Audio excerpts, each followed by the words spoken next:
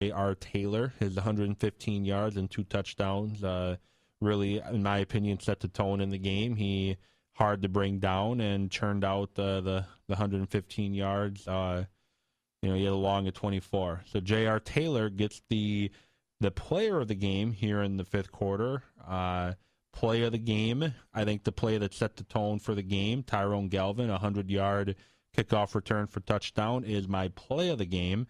And defensive player of the game for the Raiders, I have to give it to Deveron Davis. He had 5 tackles, and he forced a key fumble, in my opinion, in the game that set up the Raiders set up their second score of the game. I think that was a very key play right there. And so he gets my defensive player of the game, Deveron Davis. So, with the final score, again, 34-26, a couple college games to mention. You heard earlier here on your radio friend, AM 1400 WRJN, the Wisconsin Badgers beat Miami of Ohio 58-0 to bounce back from their opening season loss to Alabama. And the other game I want to kind of mention is Arkansas. Brett Bielema, former Badger head football coach, now Arkansas Razorback coach, he made the comment earlier in the week talking about Ohio State, how they're ranked number 1 in the country, but they're only going to play one team who are currently in the top 25 the remainder of their schedule, that being Michigan State. And he was saying how it's, basically saying it's a cupcake schedule and they shouldn't be number 1.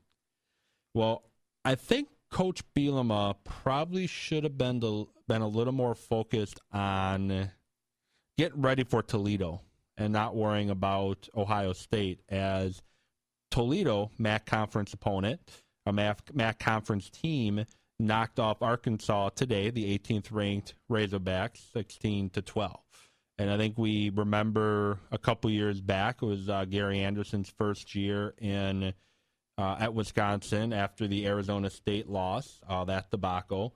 Brett Bielema's wife tweeted out karma, and the Razorbacks ended up not winning a game in the SEC that year.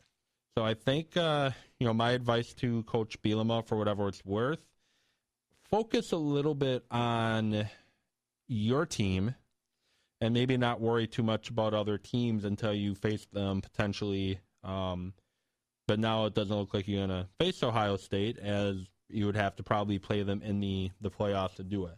But other scores to mention, Michigan State upset Michigan State's ranked higher than the Ducks. They're 5th, but Michigan State beat the Oregon Ducks 31-28 this evening.